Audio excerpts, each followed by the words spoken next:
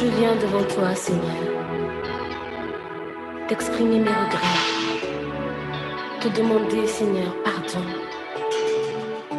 d'avoir lâché ta main, d'avoir perdu l'objectif. Viens, Seigneur, et reprends-moi. Viens, Seigneur, et guide mes pas.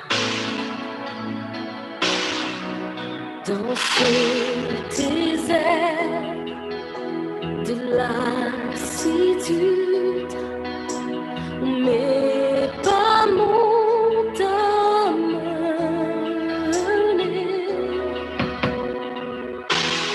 quelque part où je ne sais, j'ai dû lâcher ta main. Oh, dans ce silence, je veux me taire et retrouver ta voix.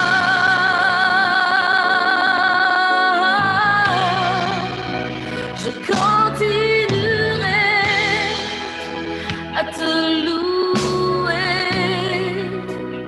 car tu m'as aimé le premier, malgré mes doutes et mes questions. Toi, tu restes le même. Oh, je continuerai à t'adorer, à compter sur ta fidélité. Dans le désert où l'abondance, tu m'accompagnes.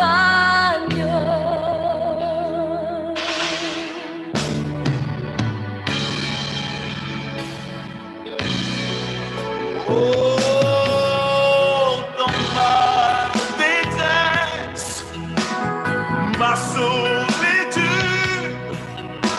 je sais que tu es resté. Ce n'est pas toi qui m'as laissé. Et je voudrais revenir. Oh, dans ce silence, je veux me taire et retrouver ta voix.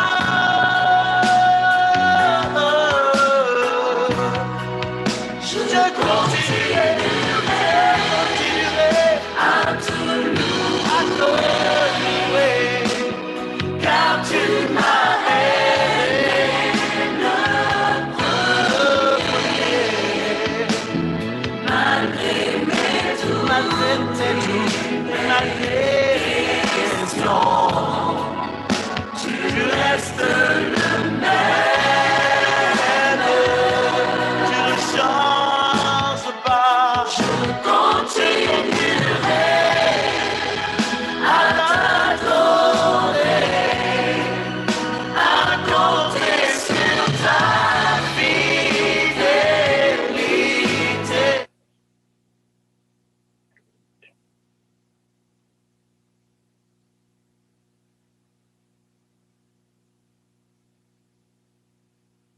Bonsoir, chers frères et sœurs.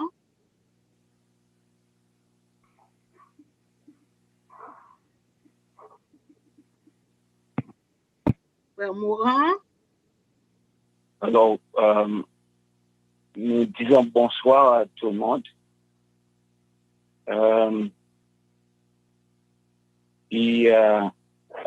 Vous tous qui êtes branchés de partout pour encore une autre soirée de décision. Nous sommes rendus présentement à la 5e soirée ce soir. Et nous vous invitons à prêter attention parce que nous sommes proches. Il nous reste vendredi et samedi, vous avez encore du temps pour prendre la décision. Donc, écoutez, la technologie fait défaut, mais malgré que la technologie fait défaut, nous allons demander à notre sœur José, s'il te plaît, de nous entonner un couplet du cantique 244. Amen. Amen. Amen.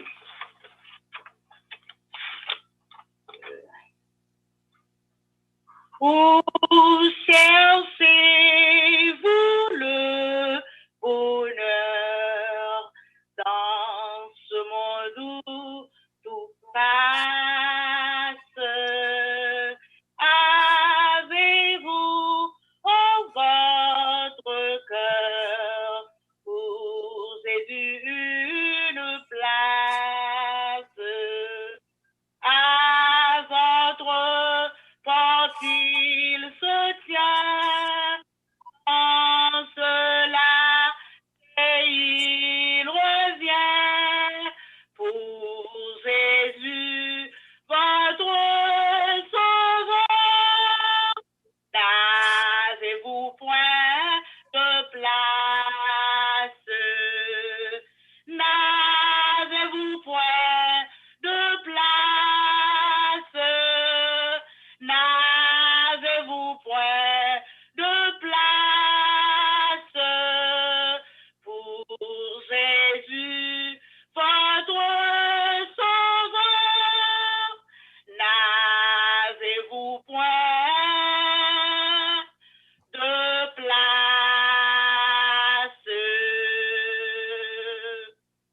Tout de suite, nous allons demander à la sœur Rose André de nous lire le psaume 13 à la gloire de notre Dieu.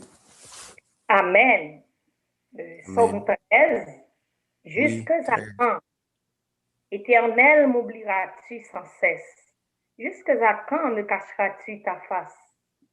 Jusque à quand aurai-je des soucis dans mon âme et chaque jour des chagrins dans mon cœur? Jusque à quand mon ennemi s'élèvera-t-il contre moi? Regarde, réponds-moi, Éternel mon Dieu. Donne à mes yeux la clarté, afin que je ne m'endorme pas du sommeil de la mort, afin que mon ennemi ne dise pas « je l'ai vaincu » et que mes adversaires ne se réjouissent pas si je chancelle. Moi, j'ai confiance en ta bonté, j'ai de l'allégresse dans le cœur à cause de ton salut. Je chante à l'Éternel, car il m'a fait du bien. Amen. Amen. La parole Amen. de Dieu est bénie. On se coupe pour la prière éternelle, Dieu puissant. Nous voulons te remercier pour ta toute puissance, malgré les efforts de l'ennemi pour nous empêcher de te servir, nous empêcher de parler de ta parole, afin que les personnes qui sont dans les ténèbres passent à ta lumière sainte. Mais tu es toujours là, ta main toute puissante, règle les problèmes très vite. Alors ce soir, Seigneur, nous te demandons de brûler les lèvres de chaque personne qui va intervenir sur ce plateau pour la gloire de ton nom, afin que ta parole soit prêchée avec puissance et que tes enfants puissent transformer à salut. Seigneur, bénis-nous en abondance. Et aussi, Seigneur, je te demande dans le nom de Jésus-Christ, tout esprit qui n'est pas de toi, qui aurait tenté à nous empêcher de te servir, de parler de toi, eh bien que cet esprit soit menotté, attaché, jeté dans la géhenne de feu, soumis à l'autorité de Jésus-Christ pour le temps et pour l'éternité, que ton Saint-Esprit seul prenne la place. Au nom de Jésus-Christ, j'ai prié. Amen. Et nous voulons dire bienvenue à tout le monde qui nous écoute sur YouTube, sur Facebook, de partout dans le monde. Et vous qui êtes sur le plateau présentement, je vous dis bienvenue et bonsoir. C'est avec grand plaisir que je reçois la sœur Mona, la sœur Mona qui va nous amener devant le trône de la grâce par la louange. Alors, bien-aimés, sœur, moi, micro à pour vous et que bon Dieu bénisse, que cet esprit, bon Dieu couvre vous. Bonsoir, frères et sœurs. Bonsoir, tout le monde. Nous sommes à la 5e soirée de notre semaine de décision. Frères et sœurs, amis visiteurs de partout qui nous écoutent sur tous les réseaux de la Bible en action, je vous salue dans le beau nom de Jésus. Amen. Pour débuter, nous allons dire le psaume 103, du verset 1er au 5. Mon âme, bénis l'Éternel, que tout ce qui est en moi bénisse son Saint-Nom. Mon âme, bénis l'Éternel et n'oublie aucun de ses bienfaits. C'est lui qui pardonne toutes tes iniquités, qui guérit toutes tes maladies. C'est lui qui délivre ta vie de la fosse, qui te couronne de bonté et de miséricorde. C'est lui qui rassasie de bien ta vieillesse, qui te fait rajeunir comme l'aigre. Gloire à Dieu, béni soit l'Éternel. Si joli âme vivant, si grâce à vous, ça vous Seigneur, moi par rien, non par rien. Si joli âme à chanter, si grâce à vous, ça vous Seigneur, moi par rien, m'appelez même en l'air pour m'adorer. Adorer Seigneur, ma petite voix, rivée devant ton nom, véritable royaume. Ma petite voix, rivée devant ton nom, véritable royaume.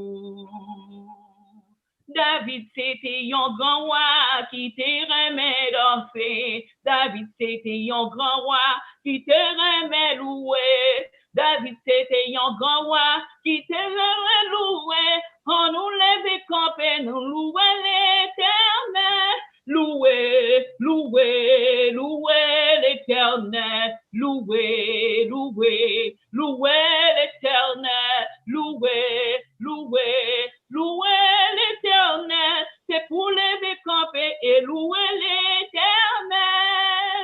Au nom de Jésus-Christ, au nom de Jésus-Christ, la victoire est à nous, elle est à nous. Au nom de Jésus-Christ, au nom de Jésus-Christ, Satan devrait s'enfuir. Dis-moi qui peut nous affronter quand nous citons ce beau nom Jésus, Jésus puissant, Jésus, ta victoire est à nous. Amen, mes frères et sœurs. Maintenant, pour continuer notre moment de louange, nous allons écouter la sœur, auditionner la sœur Josée dans un beau chant pour la gloire de Dieu. Amen.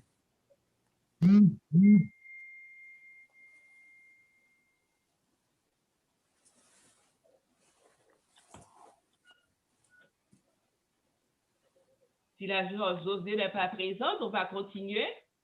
On va chanter les belles paroles insérées dans le chant 61 des hymnes et louanges. Entonnant un cantique à la gloire du Fils unique, Fils éternel du Dieu des cieux. Dans sa mort, dans sa souffrance, nous trouvons tout en abondance ce qu'il faut pour être heureux. Louange, empire, honneur, soit à notre Seigneur, alléluia, alléluia, gloire sans foi, au roi des rois, à notre Sauveur sur la croix. Divine source de vie que tout en nous te glorifie, te chanter ta dilection. Ta paix, ta grâce éternelle se renouvelle de jour en jour sous l'heureux peuple de Sion. Louange, empire, honneur, soit à notre Seigneur, alléluia, alléluia, gloire sans foi, au roi des rois, à notre Sauveur sur la croix. Jésus reçoit notre hommage, tu seras seul dans tous les âges, le cantique des rachetés, alléluia. Le sauveur par terre, es guéri par tes merveilleux. Tous nos cœurs te soient consacrés. Louange, louange, en puis honneur. Sois à notre Seigneur, alléluia, alléluia. Gloire sans foi, au roi des rois. À notre Sauveur sur la croix. Amen. La sœur José est prête pour le chant? Bon, s'il n'est pas prête, nous allons entonner ensemble le 287 des hymnes et louanges. Amen. Pour la gloire de Dieu, mes frères et sœurs. Le corps Dieu mérite toute la gloire, toute la louange. Nous trouvons l'occasion de louer son nom. Il faut louer son nom avec tout cœur, de toute notre âme, de toute notre force. Nous chantons pour la gloire de Dieu. Exaltons notre divin maître, dont l'amour ne saurait changer, qu'il nous est doux de le connaître et de le prendre pour berger. Louant, louant, louant, oui, louant, le Rédempteur, notre Seigneur, oh notre Seigneur, victorieux, victorieux, il vient à nous du haut des cieux et nous bénit du haut des cieux. Dans le péché, dans l'ignorance, nous vivons sans foi, sans histoire, mais il a vu notre souffrance, et près de nous, il vient s'asseoir, louant, louant, louant, louant, le Rédempteur, notre Seigneur, victorieux, victorieux, il nous donna le vrai bonheur, et nous bénit du haut des cieux, alléluia, dans nos cœurs brille la lumière, sa précieuse de vérité, lui même devait notre frère, le sauveur de l'humanité, louant, louant, louant, oui, loué, le Rédempteur n'a fait louer notre Seigneur, victorieux, victorieux, il vient à nous du haut des cieux et nous bénit du haut des cieux, alléluia. Oh, désormais suivons sans crainte le sentier de l'ami divin, écoutons toujours ta voix sainte, nous sommes dans le sur-chemin, louant, oui, louant, louant, oui, louant, le Rédempteur, notre Seigneur, victorieux, victorieux, il vient à nous du haut des cieux et nous bénit du haut des cieux, du haut des cieux. Pour désormais suivons sans crainte le sentier de l'ami divin, écoutons toujours sa voix sainte. Nous sommes dans le sur-chemin, louant, louant, louant, le Rédempteur, notre Seigneur, victorieux. Il nous donna le vrai bonheur et nous bénit du haut des cieux. Amen. Béni soit l'Éternel. Béni soit l'Éternel. Merci. Merci de votre écoute. Merci, mes chers amis. Je vous Père Fontaine, sœur Frère Morin. Merci. Nous voulons remercier notre bien-aimée sœur Mona qui s'est laissée emporter pour louer l'Éternel, nous amener devant le trône de la grâce. Nous disons encore bienvenue à ceux et celles qui viennent d'être branchés et nous vous demanderions, s'il te plaît, s'il était possible, le plus que nous sommes capables pour nous ouvrir caméra nous, s'il te plaît, pour nous ouvrir caméra nous, si nous sommes capables. Donc, nous allons passer au moment de à la prière d'intercession avec notre bien-aimé frère Fadael Joseph. Et juste avant que nous passions à frère Fadael Joseph, nous allons demander à notre sœur Josée, si elle est encore là, qu'elle nous entende le cantique numéro 489 des hymnes et louanges. Est-ce que vous m'entendez, s'il vous plaît? Amen, sœur Josée, je t'entends très bien là maintenant. C'est pas qu'est-ce qui s'est passé quand vous allez chanter là. Le téléphone a sonné. 489, sœur Josée, s'il te plaît. D'accord. Oh Seigneur. Oh, prends mon corps et prends mon âme, que tout en moi soit à toi, que par ta divine flamme tout mal soit détruit en moi. Oui, pour tout, Seigneur.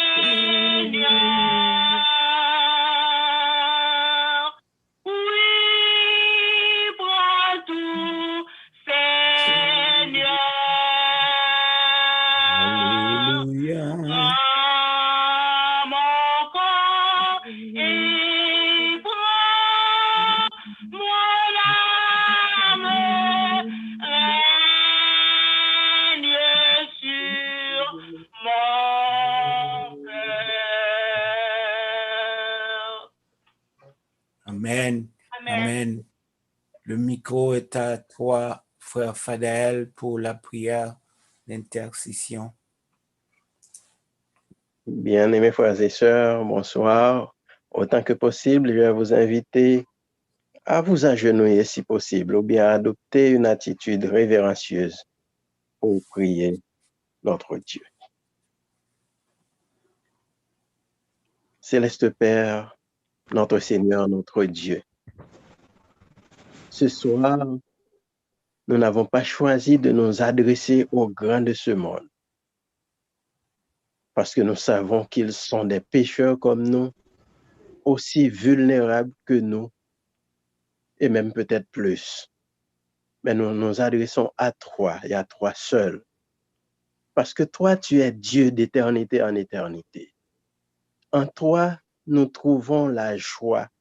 En toi, nous trouvons la paix, la sécurité.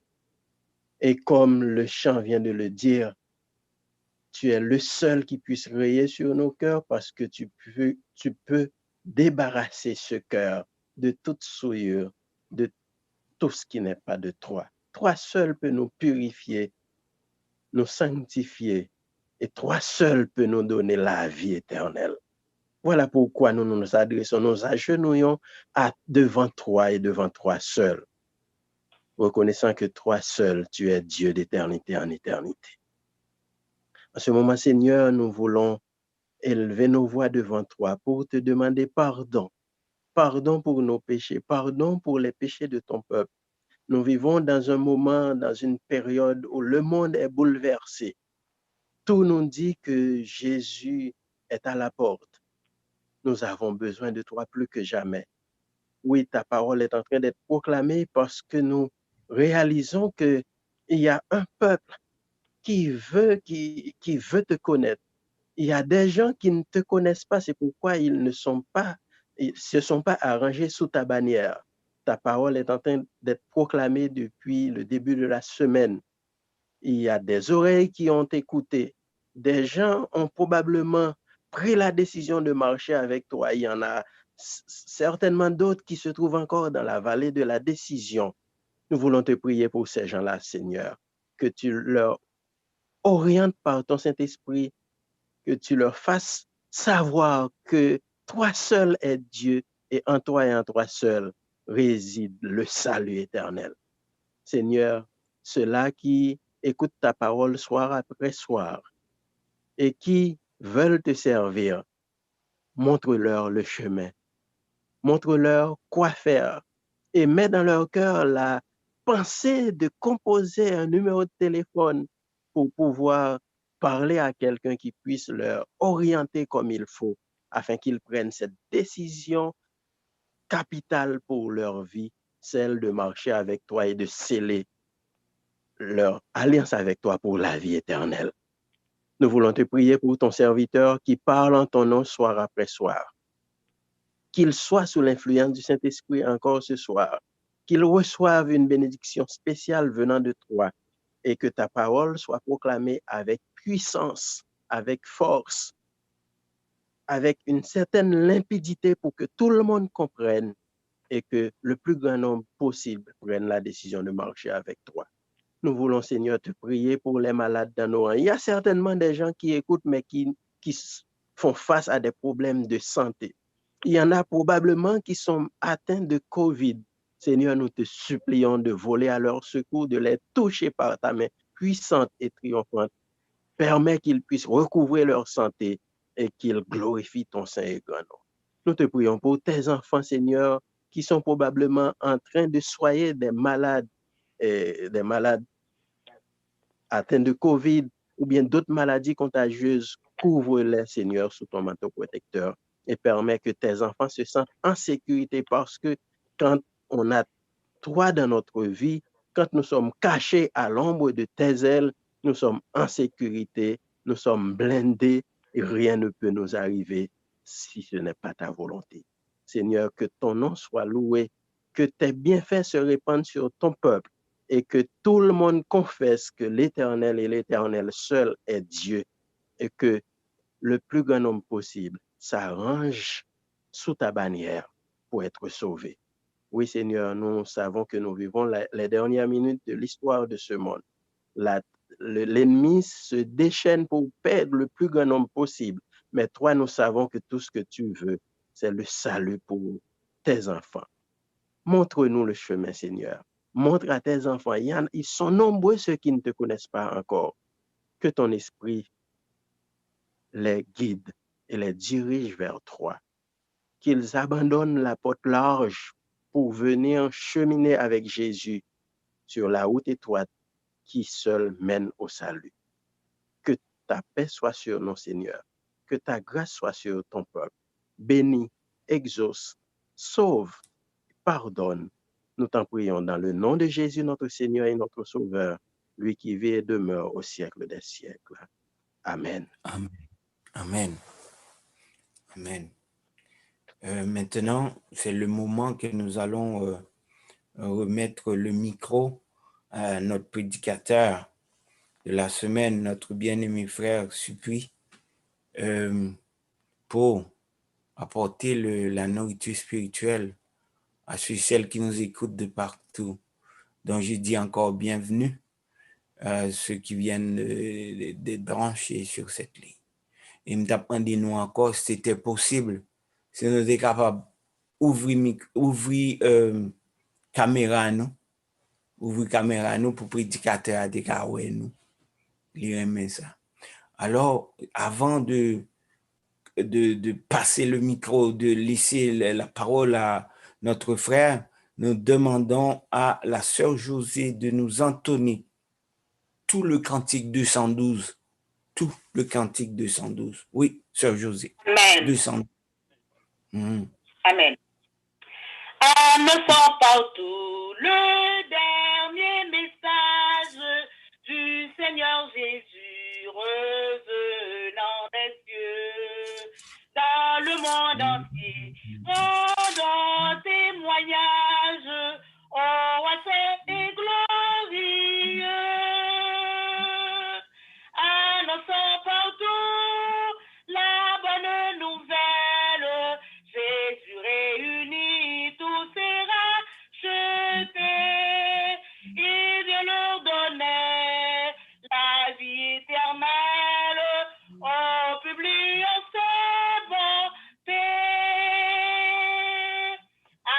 annonçant partout le dernier message. Le Seigneur Jésus vint sécher nos pleurs, briser le lien de notre esclavage, mettre un terme à nos douleurs. Annonçons partout la bonne nouvelle. Jésus réunit tous ses rachetés. Il vient leur donner la vie éternelle. Au public, on s'est pensé. Annonçons partout le dernier message. Bientôt nous verrons la sainte cité. Gloire à notre Dieu. Chrétien, bon courage. Car voici l'éternité. Annonçons partout la bonne nouvelle. Jésus réunit tous ses rachetés. Il vient leur donner la vie éternelle. Au public, on s'est porté. Amen, amen. Nous voulons rappeler à ceux et celles qui sont branchés depuis dimanche. La semaine, c'est une semaine de décision. Qui décision liée? Sous t'es en dedans, on sent tout pas bien. Ce petit bail va marcher pour prendre une décision. Sous t'es gon pied dehors, râler le mettre en dedans en prenant une décision de vous approcher à Dieu, vers Dieu. Si vous pouvez quand bandit du tout, nous conjurons pour venir joindre bon Dieu, parce que bon Dieu, c'est l'amour. Bon Dieu, il a la vie éternelle pour vous. Sur ce, nous avons demandé si Sœur Osme était capable de mettre le numéro pour nous, pour mettre le numéro juste avant. Sœur Osme, les numéros, s'il te plaît. Avant que le prédicateur commence, nous avons les numéros où ce que vous pouvez nous rejoindre en cas de vouloir prendre une décision, le 514-557-8944 et aussi le 438-877-4248. Si vous voulez envoyer un courriel, c'est évangélisation à la Bible en action. Et l'évangélisation à la Bible en action. Donc, bon Dieu a nous à bras ouverts. C'est pour ça qu'il prend patience avec vous. Donc, à soin, c'est ta soirée à toi. Prends donc la décision pour ta vie éternelle. Alors, sans plus tarder, nous a passé le micro à notre bien-aimé frère Arnold Supri. Alors, frère Supri, micro à dans main que la grâce bon Dieu sous, que cet esprit bon Dieu couvre. Merci, frère Morin. Chers amis, auditeurs, membres de la Bible en action, vous tous qui participez à ce programme encore ce soir, je vous dis bonsoir et je vous apporte la paix et la grâce de notre Seigneur Jésus-Christ. C'est encore et toujours un plaisir de vous retrouver pour, comme je l'avais dit, pour notre petite causerie qui se fait quand même autour de la parole de Dieu. Et nous espérons que Dieu a permis que la journée a été bonne pour chacun de vous. Des fois, je le dis aussi, si au cours de la journée, il y a eu de petits bobos, et si en ce moment, nous pouvons être branchés pour entendre la parole de Dieu, c'est quand même une raison de dire merci à Dieu, de le louer aussi. Nous sommes déjà à notre 5e soirée pour cette semaine de décision et nous espérons que jusqu'à date, beaucoup ont entendu. Vous vous rappelez, Jésus a dit, cette bonne nouvelle du royaume sera prêchée dans le monde entier pour servir de témoignage à toutes les nations. Cela sous-entend qu'il y a des gens qui vont entendre la parole de Dieu, mais qui ne vont pas l'accepter. Il y a des gens aussi qui vont accepter, parce que, je l'ai mentionné hier soir, dans Apocalypse 18, verset 4, Dieu appelle ses enfants. Sortez du milieu de Babylone, mon peuple, afin que vous ne participiez point à ses péchés et que vous n'ayez point de part à ses fléaux. Dieu appelle ses enfants. Voilà pourquoi j'ai cette conviction. Il y a encore qui vont prendre position pour notre Dieu. Mais avant de débuter avec le message de ce soir, comme vous le savez, c'est le moment où nous allons partager avec nos amis qui sont peut-être occupés. Et quand nous allons lancer l'invitation, le téléphone va vibrer et puis à ce moment-là, ils vont réaliser qu'ils ont quelque chose et peut-être à ce moment-là, ils vont être branchés aussi. Personnellement, je prends mon téléphone puisqu'on prêche par l'exemple. Je prends mon téléphone pour lancer l'invitation pendant que Sœur Rosemée va faire son petit travail à elle, tandis que nous allons lancer l'invitation. Ceux-là qui ont leur cell phone, on va partager avec nos amis. Moi, comme toujours, ce soir encore, je vais inviter 5 amis.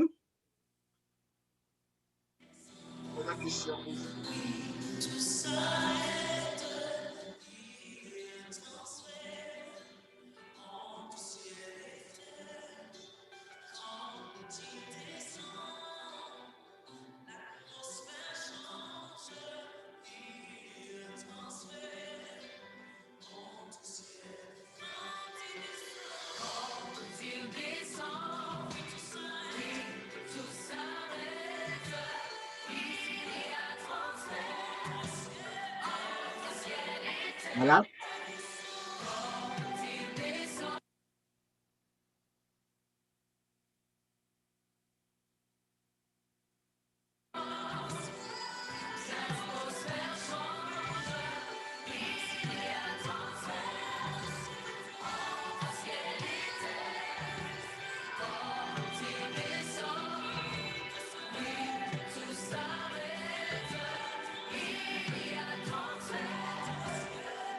J'ai lancé mes 5 invitations.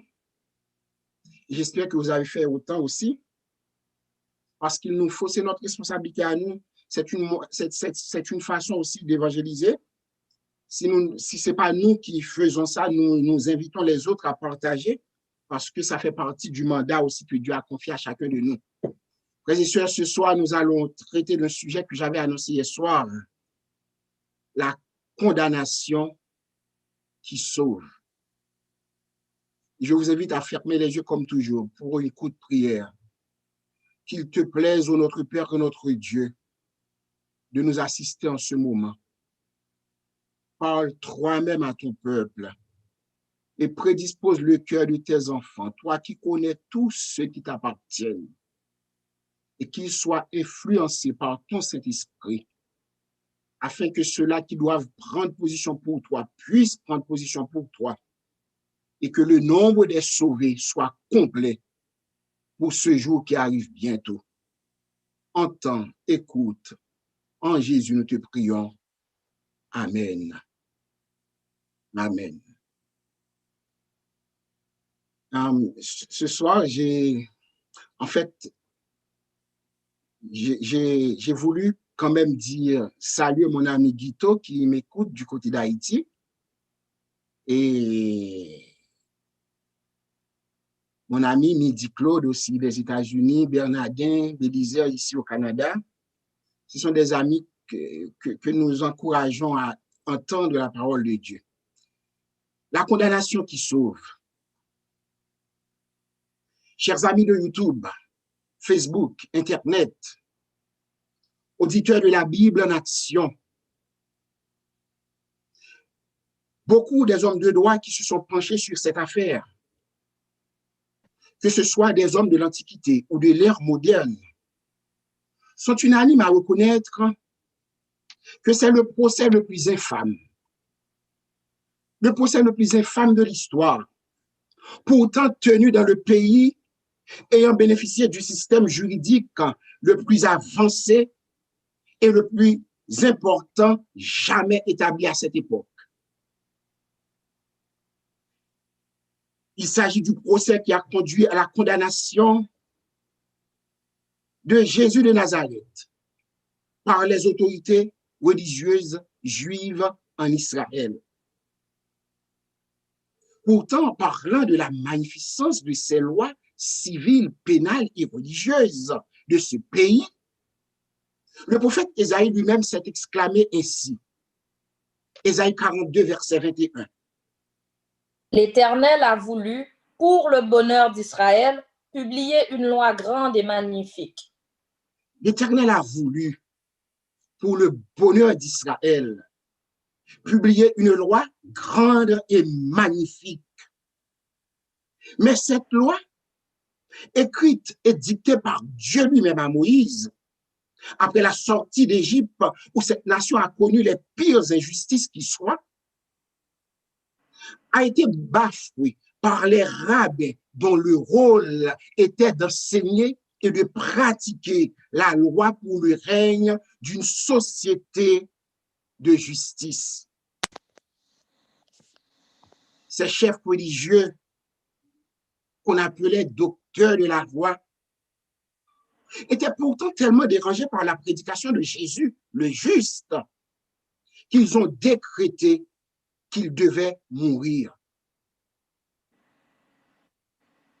Cette décision, une fois prise, est née de Judas qui, par amour pour l'argent, a vendu le maître tout-puissant et touchable selon lui.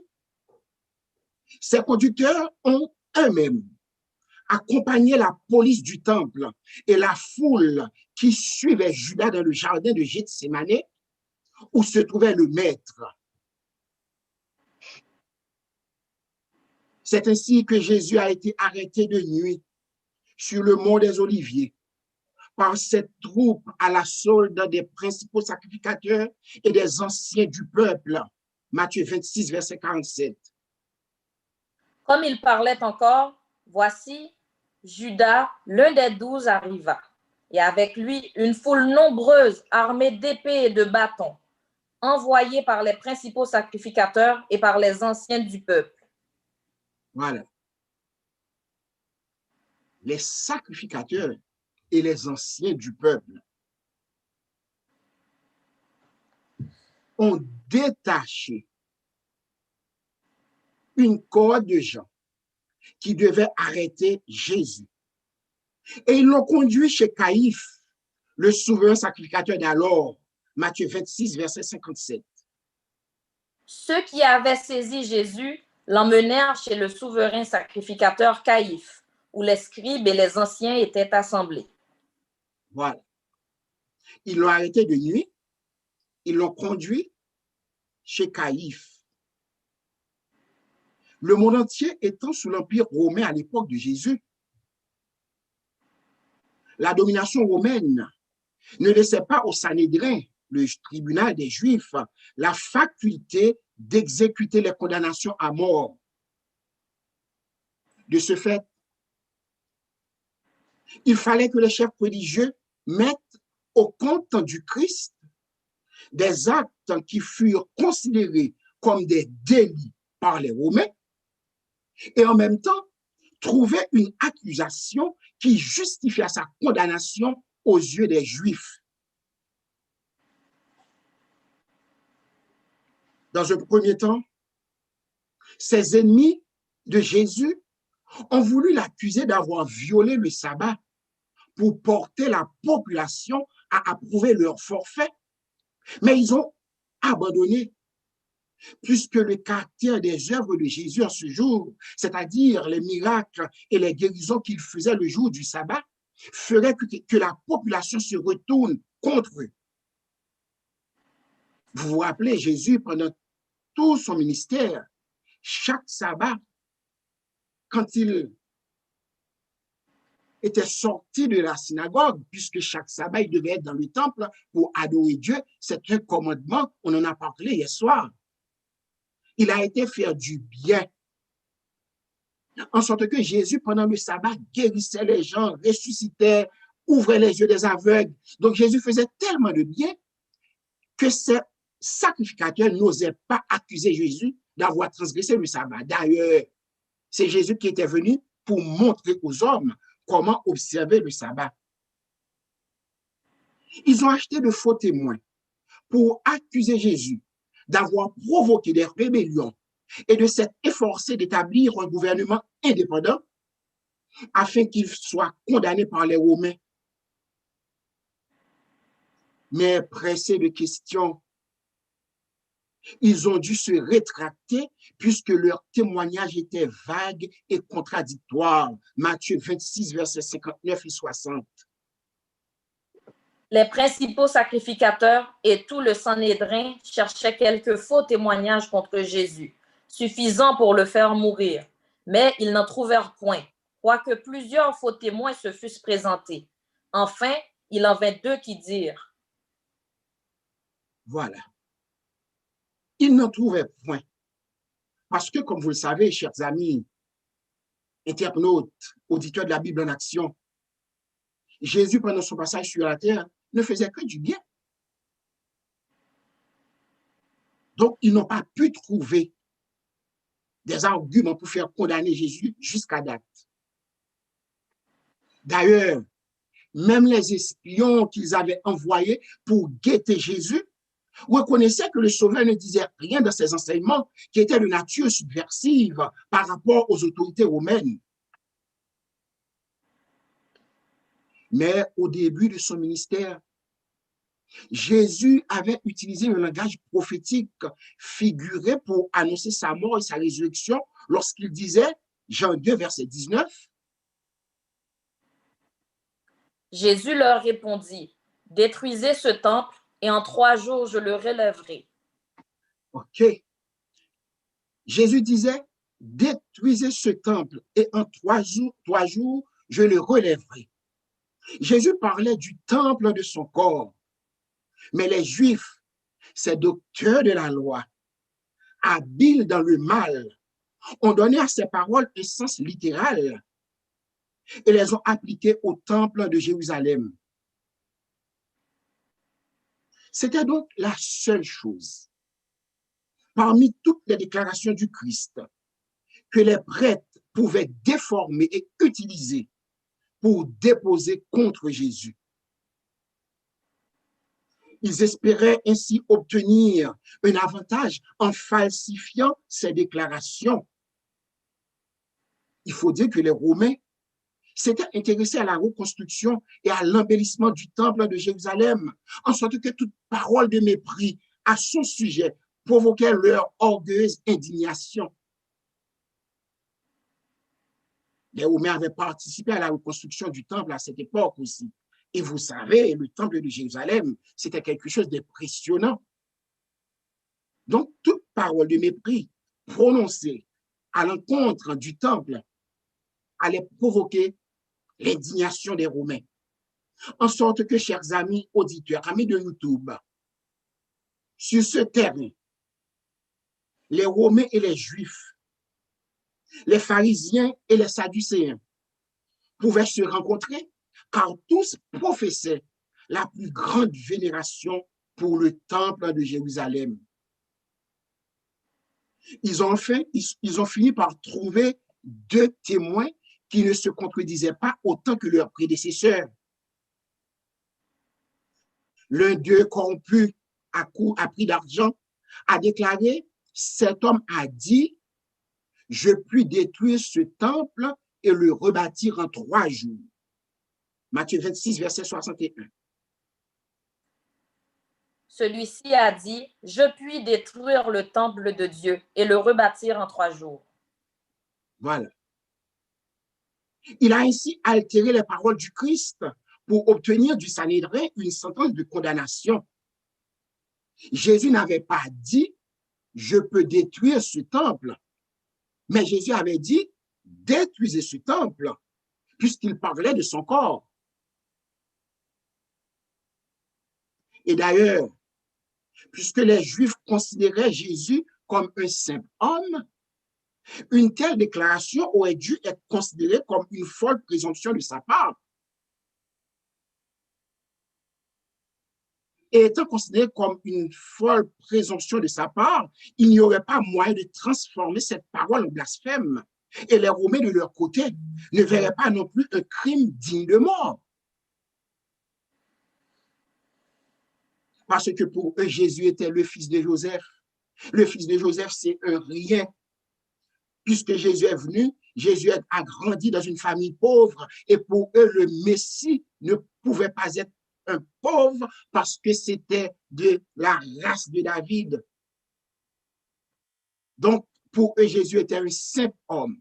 Et là encore, ils ont pu quand même trouver quelque chose à dire. Jésus, sans prononcer un seul mot pour sa défense, écoutait patiemment ces fausses déclarations. Caïphe, le souverain sacrificateur d'alors, voyant que le procès n'avançait pas, dit à Jésus, Matthieu 26, verset 62, Jésus garda le silence. Et le souverain sacrificateur, prenant la parole, lui dit, je t'adjure par le Dieu vivant de nous dire si tu es le Christ, le Fils de Dieu. Je t'adjure par le Dieu vivant de nous dire si tu es le Fils de Dieu. Jésus garde encore le silence. Matthieu 26, verset 63. Et son attitude, l'attitude de Jésus, nous renvoie à ce que le prophète Ésaïe avait annoncé longtemps déjà. Ésaïe 53, verset 7. Il a été maltraité et opprimé, et il n'a point ouvert la bouche, semblable à un agneau qu'on mène à la boucherie, à une brebis muette devant ceux qui l'attendent, il n'a point ouvert la bouche. Voilà. Jésus garde le silence. Il n'a point ouvert la bouche. Alors, Caïphe, furieux par le silence de Jésus et voulant qu'il se condamne lui-même, lève la main droite vers le ciel et s'adresse à Jésus avec la plus grande solennité. Matthieu 26, verset 63. Je t'adjure par le Dieu vivant de nous dire si tu es le Christ, le Fils de Dieu. Je t'adjure par le Dieu vivant de nous dire si tu es le Christ, le Fils de Dieu. À ce stade, sachant que sa réponse à la question, venant de la plus haute autorité de la nation, est faite au nom du Très-Haut, rendrait sa mort certaine, et voulant depuis attester son caractère et sa mission, Jésus déclare, tu l'as dit. Et Jésus d'ajouter, Matthieu 26, verset 64. De plus, je vous le déclare, vous verrez désormais le Fils de l'homme assis à la droite de la puissance de Dieu et venant sur les nuées du ciel. Amen. Jésus déclare, tu l'as dit. Et il ajoute, de plus, désormais vous verrez le Fils de l'homme assis à la droite de la puissance de Dieu et venant sur les nuées du ciel. Et Matthieu de nous dire,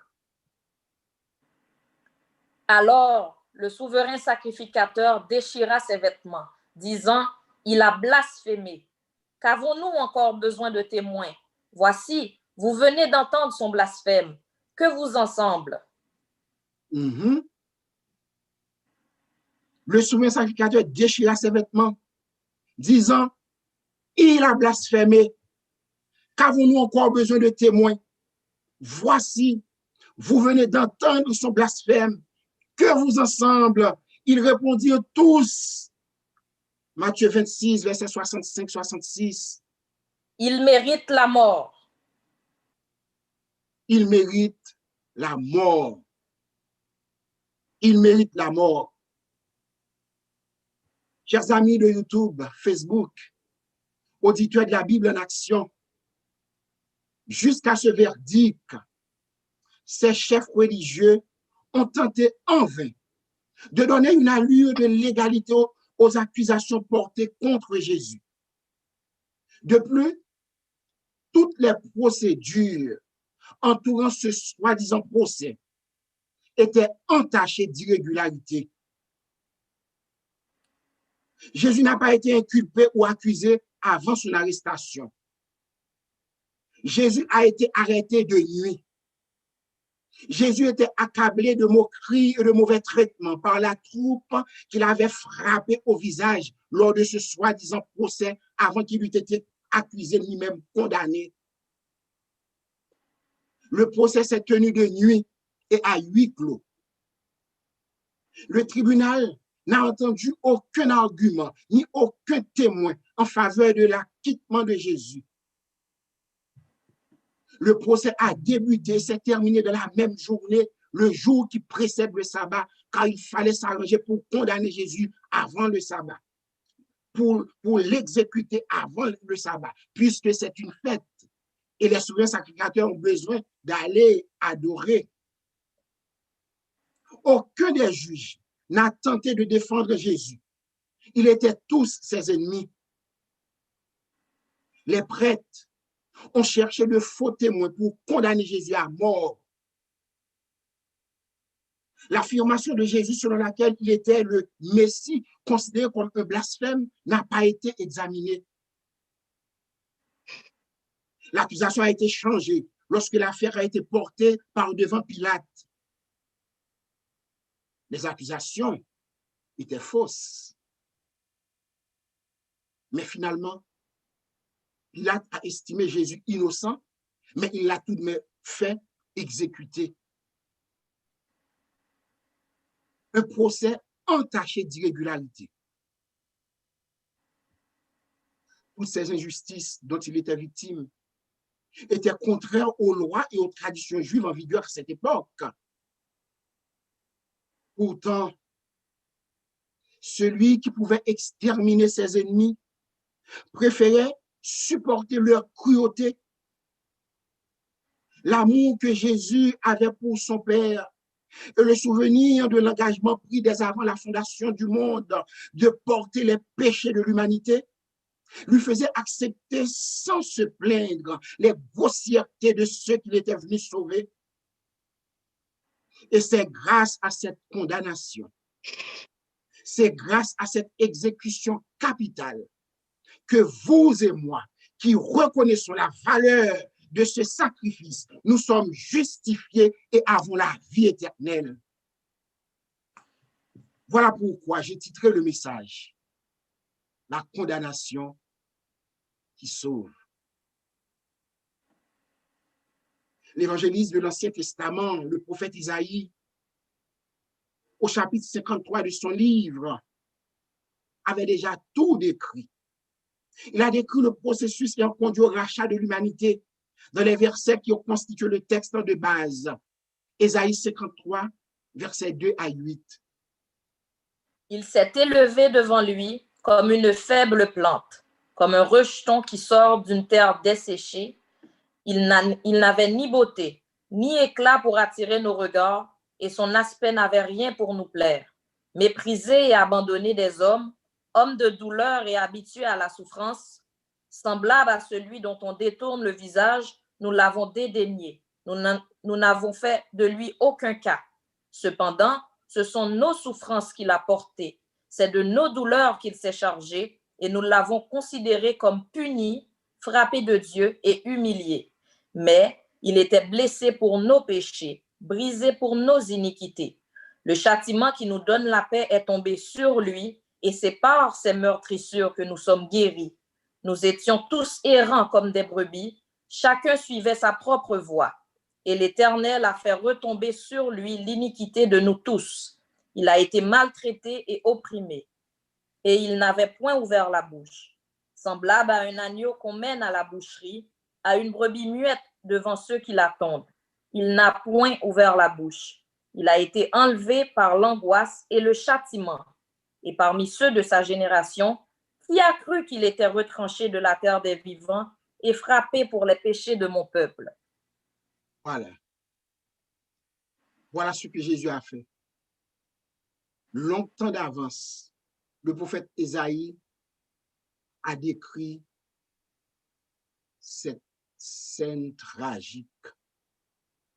Il s'est oublié lui-même. Il a connu la douleur, la fatigue, le mépris, la torture. Il a subi la colère dont Dieu frappe la transgression. Il a pris nos péchés auxquels il n'a pas participé pour nous donner sa justice à laquelle nous n'avons pas droit. Il a pris la mort que nous devrions connaître comme salaire de nos péchés pour nous donner la vie que nous avons perdue par nos transgressions. Ce Jésus que le tombeau n'a pas pu retenir est ressuscité et maintenant le salut est proclamé en son nom et en son nom seul. Et ce salut est mis à la portée du monde entier. Voilà la bonne nouvelle. Voilà la bonne nouvelle que je vous apporte ce soir, amis auditeurs de YouTube, internautes, auditeurs de la Bible en action, YouTube, internautes. Voilà la bonne nouvelle. Le salut est mis à la portée du monde entier. Et ce soir, je suis venu vous l'apprendre dans le confort de votre foyer parce que tout simplement, Jésus vous aime et Jésus veut vous sauver. Mais, frères et sœurs, amis visiteurs, amis auditeurs, posons-nous la question, est-ce qu'on pouvait tuer Dieu?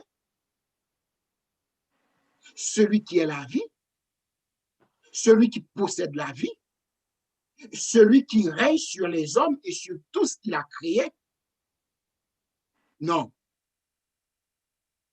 Dans Jean 3, verset 16, il est dit, « Car Dieu a tant aimé le monde qu'il a donné son Fils unique afin que quiconque croit en lui ne périsse point, mais qu'il ait la vie éternelle. » Car Dieu a tant aimé le monde qu'il a donné son Fils unique, afin que quiconque croit en lui ne périsse point, mais qu'il ait la vie éternelle.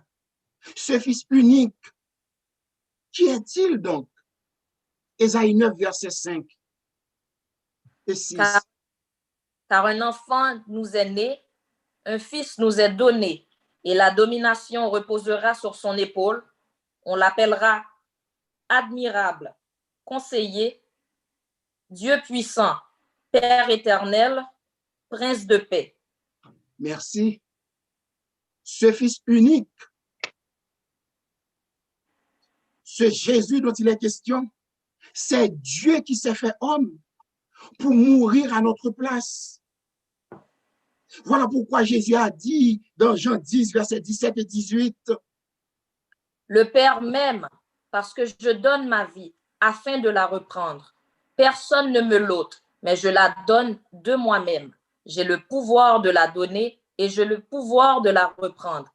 Tel est l'ordre de mon Père. » Amen. Le Père m'aime. Je donne ma vie.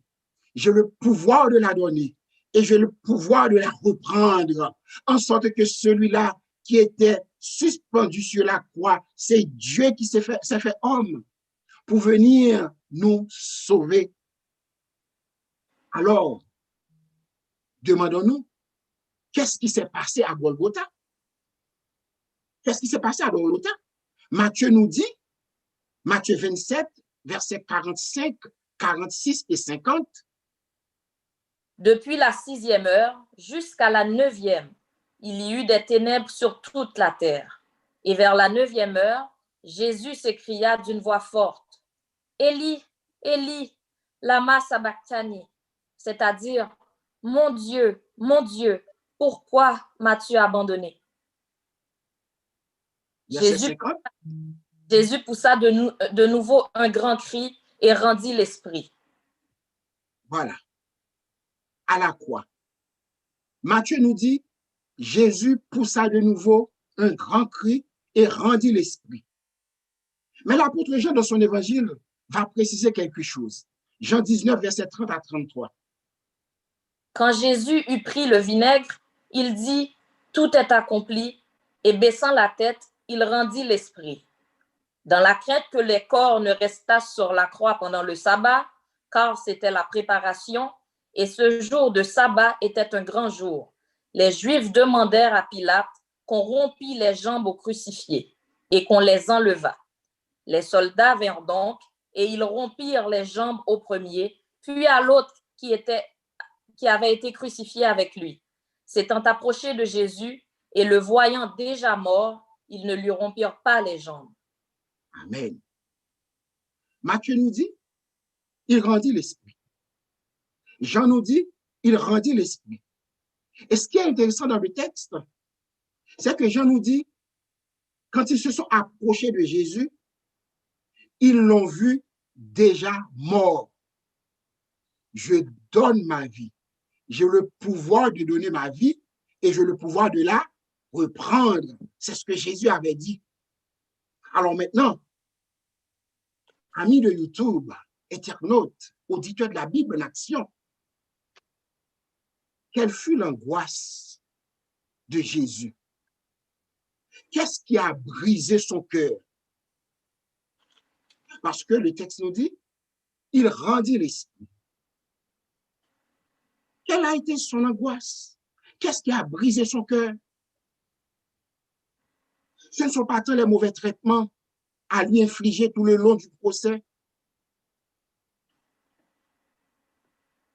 Ce n'est pas la lourde croix qu'il a dû porter le long du chemin. Ce ne sont pas les coups de phlegme qui lui coupaient la peau et imprimaient des plaies dans sa chair. Le phlegme, c'était l'instrument de justice, si l'on veut. C'est l'instrument qu'on utilisait pour flageller les condamnés. C'était quelque chose de terrible, frères et sœurs. Le phlegme, c'était un fouet à manche courte, portant plusieurs lanières épaisses et larges, 2 ou 3, munis à quelques distances de leur extrémité de balles de plomb ou d'os de mouton. Les lanières coupaient la peau pendant que les balles ou les osselets imprimaient de profondes plaies confuses. Il en résultait une hémorragie non négligeable et un affaiblissement considérable de la résistance vitale du condamné. Jésus a connu tout ça. Voilà pourquoi l'apôtre et l'évangéliste de l'Ancien Testament, Isaïe, a parlé de Jésus comme étant celui-là qui était défiguré. Ce ne sont pas les coups de phlegme qui lui coupaient la peau. Ce ne sont pas les clous qui l'ont percé. Ce n'est pas la coupe de vinaigre auquel il a goûté. C'est rien de tout ça. Mais savez-vous quoi? C'était de sentir la gravité du péché dont l'homme a cessé d'apercevoir l'énormité en se familiarisant avec lui. La consternation qui remplissait son âme en pensant à l'effroyable manifestation de la colère de Dieu, que la colère que Dieu éprouve contre le péché. Le ressentiment de l'angoisse que tout pécheur devra éprouver quand la grâce cessera d'intercéder en faveur d'une race coupable. Je reprends ça. Le ressentiment de l'angoisse que tout pécheur devra éprouver quand la grâce cessera d'intercéder en faveur d'une race coupable. Parce que Jésus sait ce qui va arriver à ces rebelles, ces gens qui ont tendu mais qui n'ont jamais voulu croire. Le sentiment du péché qui faisait reposer la colère du Père sur lui en tant que substitut de l'humanité. Voilà. Voilà ce qui rendit sa coupe si amère. Voilà ce qui brisa le cœur de Jésus. Et ceci, à cause de vous, à cause de moi. Chers amis de YouTube, Facebook, internautes, auditeurs de la Bible en action, ceux d'entre vous qui ont déjà accepté Jésus comme sauveur, je m'adresse à vous. Il vous arrive de ne faire aucun cas de ce sacrifice par votre façon de vivre, tandis que vous êtes lavé dans les eaux baptismales qui symbolisent son sang coulé à la croix. Vous qui l'avez déjà accepté. Ça vous arrive. Ça nous arrive à nous tous d'ailleurs. Et vous qui n'avez pas encore accepté Jésus, il vous arrive des fois d'être profondément attristé.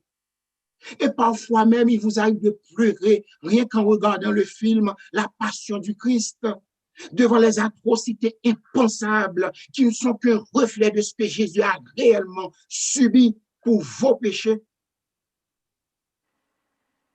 Pourtant, jusqu'à aujourd'hui, certains d'entre vous ont fait peu de cas de lui. Certains ont fait peu de cas de sa loi. Dieu en Jésus-Christ est venu mourir sur terre à cause de sa loi qu'il ne pouvait pas changer. Il a préféré prendre sur lui la mort à cause de nos transgressions. Et voilà qu'aujourd'hui encore, vous avez entendu, hier soir on en a parlé, la loi, les 10 commandements qui sont l'expression du caractère de Dieu. Il vous arrive de faire très peu de cas de cette loi. Cette loi qui vous fait connaître le péché. D'autres n'ont fait aucun cas. Ce soir, je suis certain qu'il y a parmi vous quelqu'un ou quelques-uns que Jésus veut sauver. Ce peut être quelqu'un qui a déjà accepté Jésus-Christ, mais qui mène une vie de péché répétée.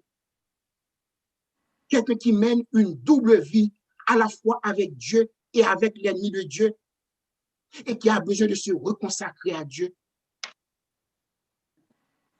Ce peut être aussi un auditeur ou des auditeurs, que ce soit YouTube, Facebook, qui ont compris le bien fondé de cette condamnation atroce, qui ont compris la valeur de ce sacrifice volontaire consenti par Dieu pour les sauver et qui ont besoin de soumettre leur vie à Jésus-Christ, l'unique sauveur.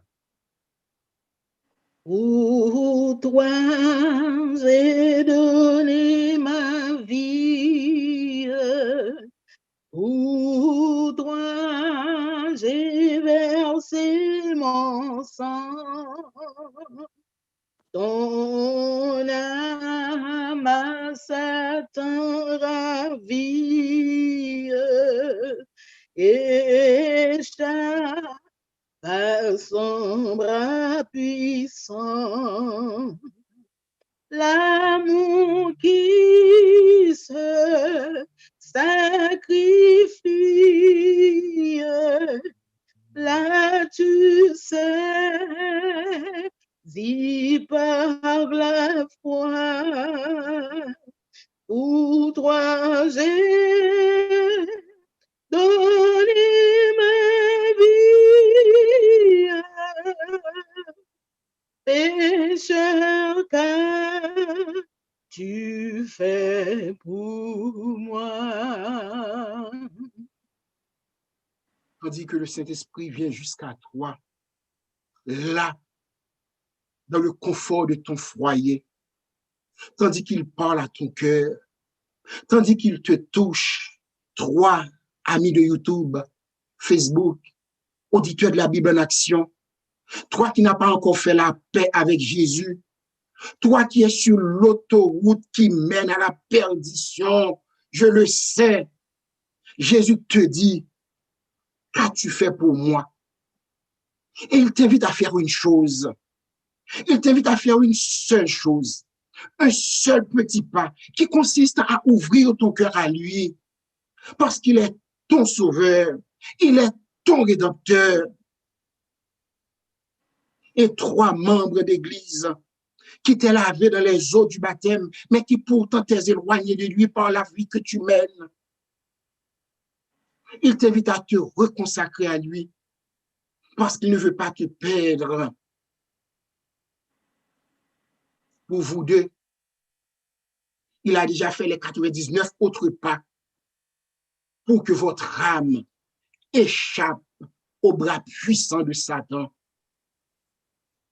Pour toi, j'ai quitté mon Père, mon trône dans les hauts cieux, le séjour de la lumière, les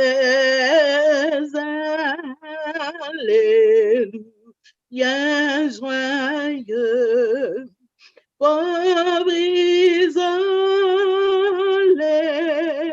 sur la terre, moi le grand et puissant roi, pour toi j'ai quitté mon Père, toi qu'as-tu laissé pour moi?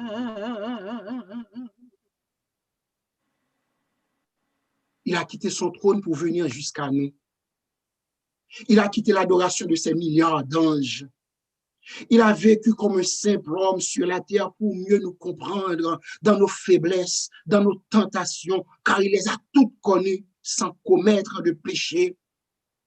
Satan lui a même offert le monde et toutes les choses que Jésus a lui-même créées, sachant que notre salut aurait été compromis si Jésus avait obéi à sa voix. Et toi, auditeur de YouTube, de Facebook, auditeur de la Bible en action, qu'est-ce que tu es prêt à quitter pour lui? Pour toi, j'ai pris la souffrance. Pour toi, j'ai versé des pleurs. J'ai dans mon amour immense bu ta coupe de douleur, mon pardon, ma délivrance, mon salut, tout est à toi. Pour toi, j'ai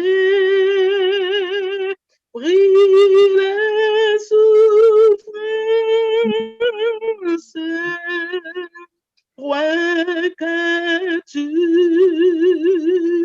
souffert pour moi? Jésus a souffert. Il a souffert la raillerie des hommes. Il a souffert la torture des hommes. Chaque coup de flagrum lui enlevait sa chair. Il était défiguré.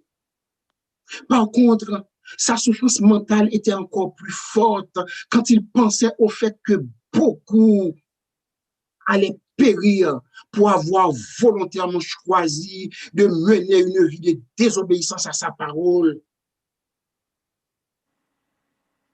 Sa souffrance mentale était plus dure encore.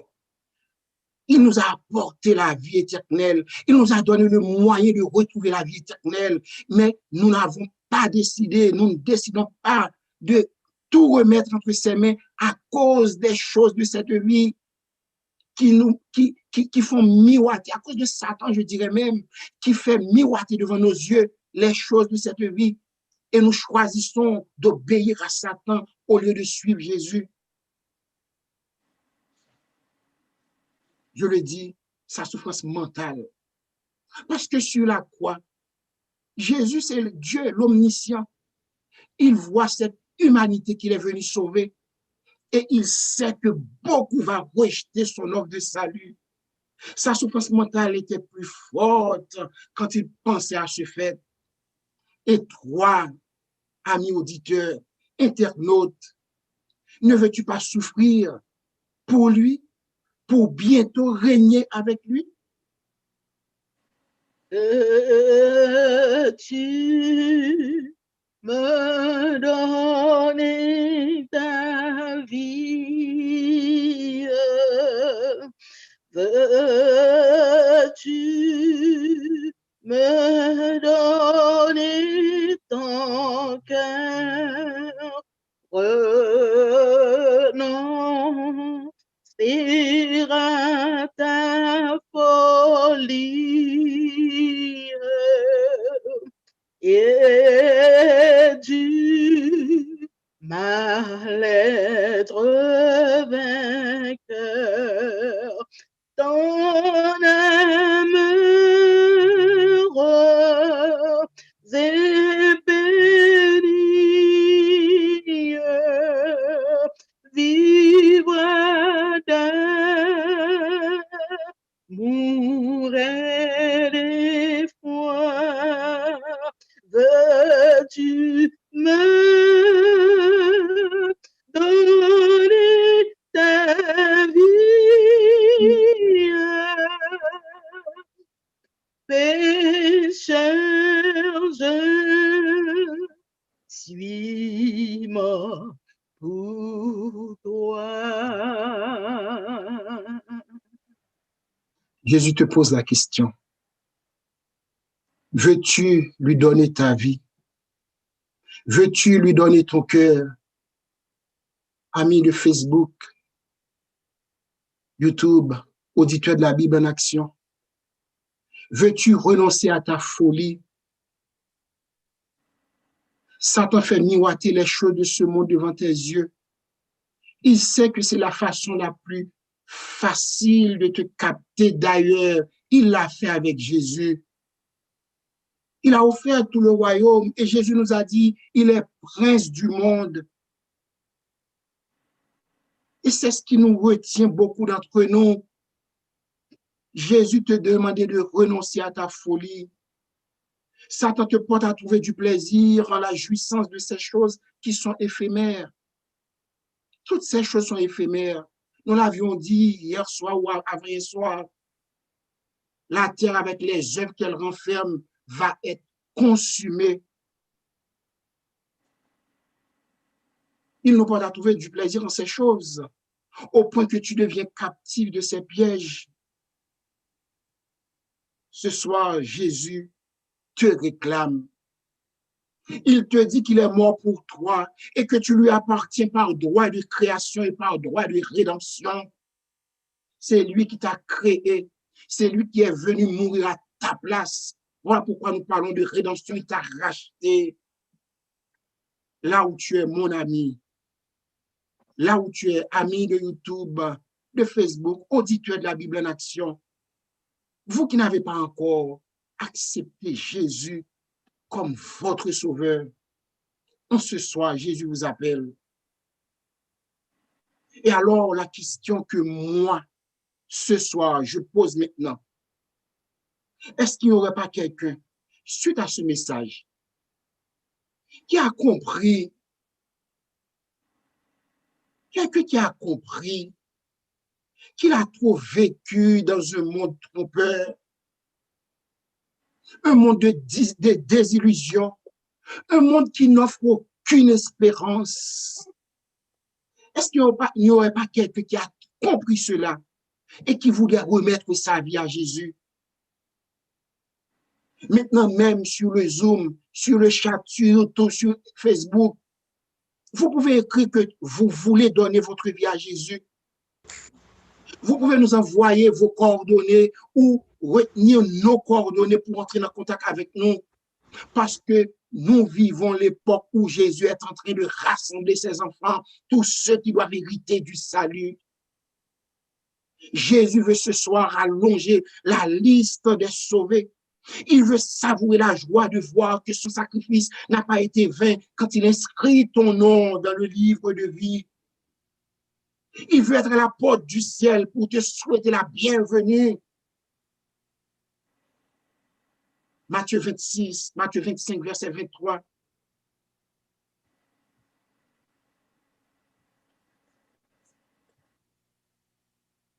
En disant, c'est bien, bon et fidèle serviteur.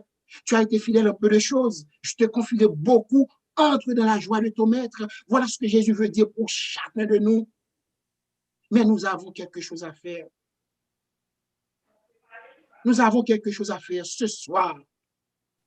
C'est le jour favorable. C'est la semaine de décision. Nous ne savons pas, je le dis et je le répète, nous ne savons pas ce qui va advenir demain. D'ailleurs, nous ne savons même pas si nous allons voir demain. Aujourd'hui, présentement, à cette heure même, à cette minute même, c'est le moment favorable. C'est ton moment de salut. Jésus veut te sauver. Il veut que tu lui donnes ta vie. Jésus ne veut pas avoir à dire, Apocalypse 22, verset 15. Dehors les chiens, les enchanteurs, les impudiques, les meurtriers, les idolâtres et quiconque aime et pratique le mensonge. Voilà. Jésus ne veut pas avoir à dire cela de vous. Parce qu'il a tout fait pour vous. Il a mis le salut à votre portée. Je sais ce qui vous traverse maintenant au moment où je vous parle. Je sais ce qui vous traverse parce que Satan vous fait venir à l'esprit des idées contraires à ce que je vous ai dit présentement. Satan vous fait comprendre que vous avez la vie devant vous. Il vous fait comprendre que vous ne pouvez pas vous passer de ses plaisirs. Il vous fait comprendre que sa loi est trop dure. Alors que vous le savez très bien, Dieu ne peut pas nous demander de faire quelque chose que nous ne pouvons pas faire. En ce moment, c'est le moment favorable. Rentrez en vous-même. Regardez, si vous êtes conforme à la volonté de Dieu, si vous obéissez à sa loi telle qu'il vous l'a donnée, Exode 20, verset 1 à 17, et 10 commandements qui sont l'expression de son caractère.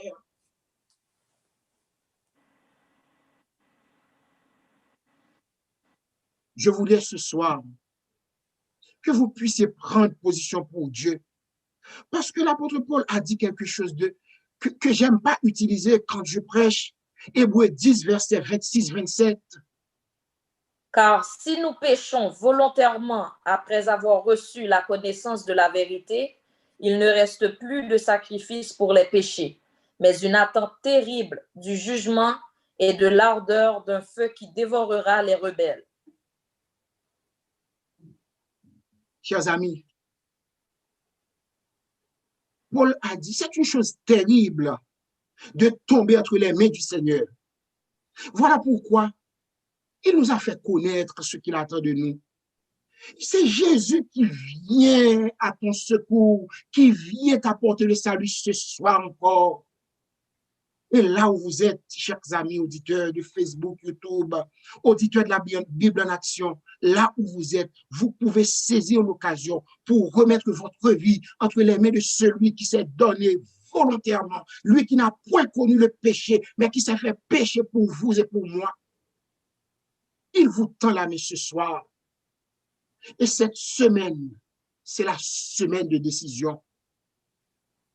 Parce que nous ne savons pas, comme je le dis dans le plus grand naufrage de tous les temps, nous ne savons pas ce qui va se passer. Il nous tend le canot de sauvetage. Profitez ce soir.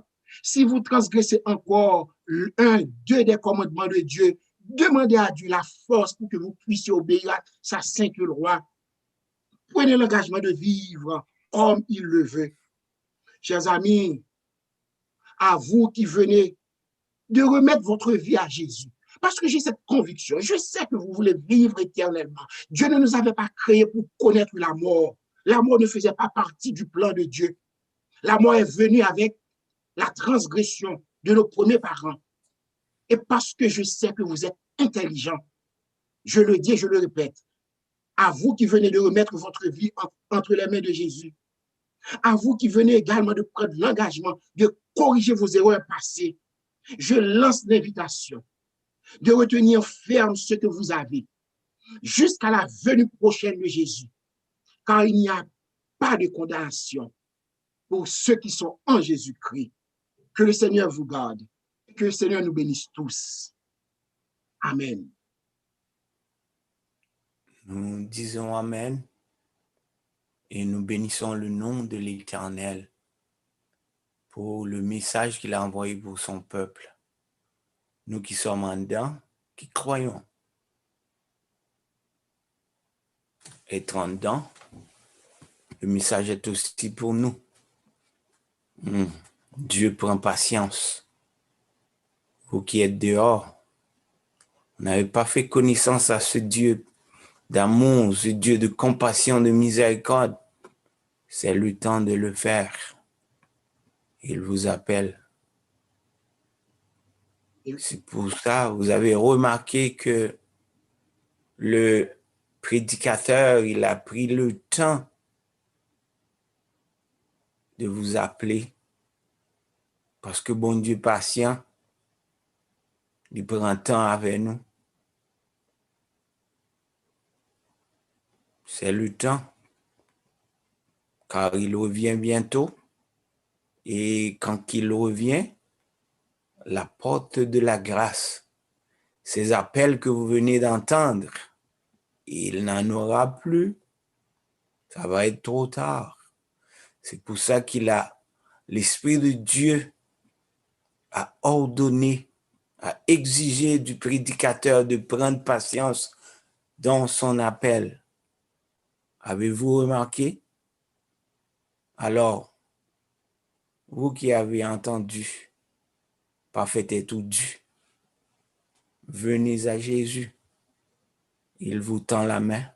Vous avez compris tout ce qu'il a souffert. Pour qui ça a souffert? Il n'avait pas péché, mais c'est pour nos péchés. Parce que le salaire du péché, c'est la mort.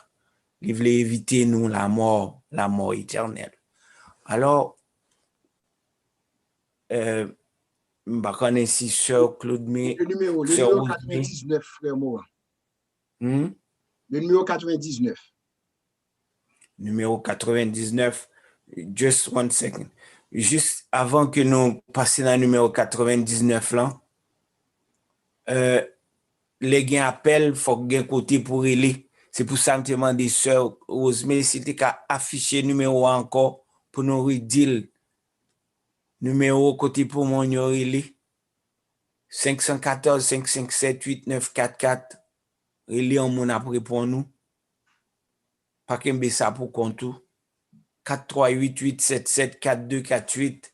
Nous connaissons qu'un porte l'on voulait entrer en dedans et puis gon bagay cap tire au dehors.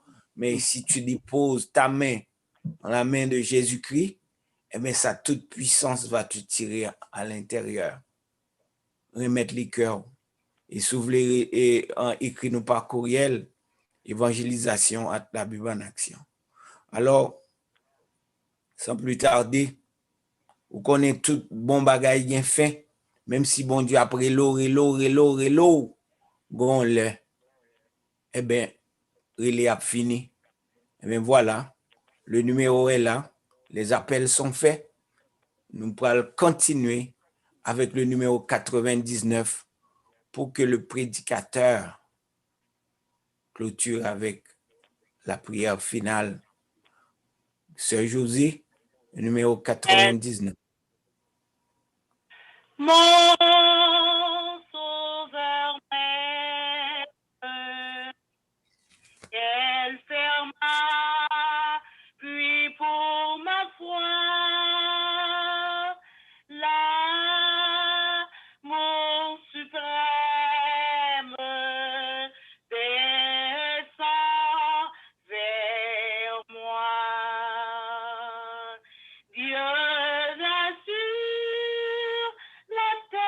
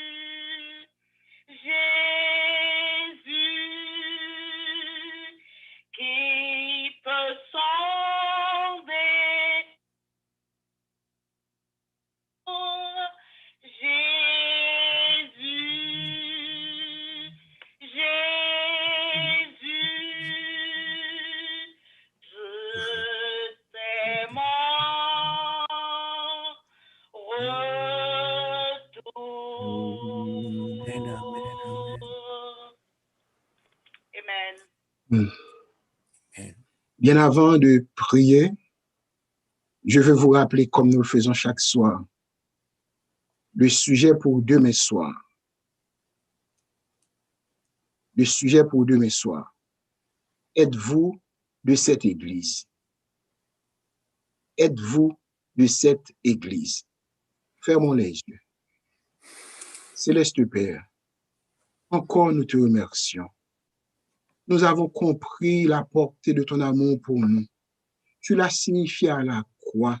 C'est toi qui es mort pour nous. Satan ne veut pas notre bonheur.